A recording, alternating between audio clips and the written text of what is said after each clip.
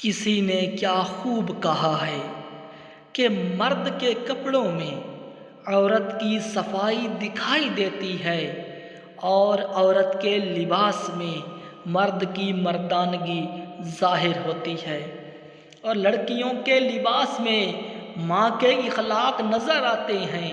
ہم محبت، رواداری، وفاداری، احترام اور تمام اعلیٰ اقدار پر پلی ہوئی نسل ہیں۔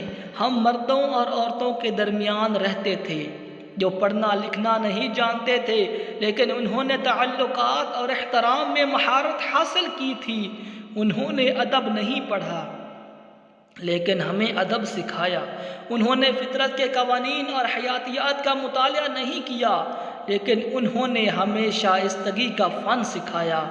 انہوں نے رشتوں کی ایک بھی کتاب نہیں پڑھی لیکن اچھا سلوک اور احترام سکھایا۔ انہوں نے منصوبہ بندی کا مطالعہ نہیں کیا لیکن انہوں نے ہمیں دور اندیشی سکھائی۔ ہم میں سے کسی کو گھر میں اونچی آواز میں بولنے کی ہمت نہیں ہوئی۔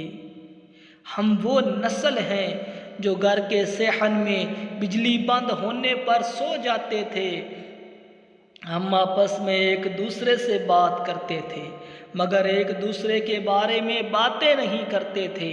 میری محبت اور تعریف ان لوگوں کے لیے جنہوں نے ہمیں یہ سکھایا۔ والدین کی عزت ہوتی ہے، استاد محترم کی عزت ہوتی ہے، محلے دار کی عزت ہوتی ہے، رفاقت کی عزت ہوتی ہے اور دوستی کی عزت ہوتی ہے۔ ہم ساتویں پڑوسی کی عزت کرتے تھے اور بھائی اور دوست کے ساتھ اخراجات کاٹنے اور راز بانٹنے۔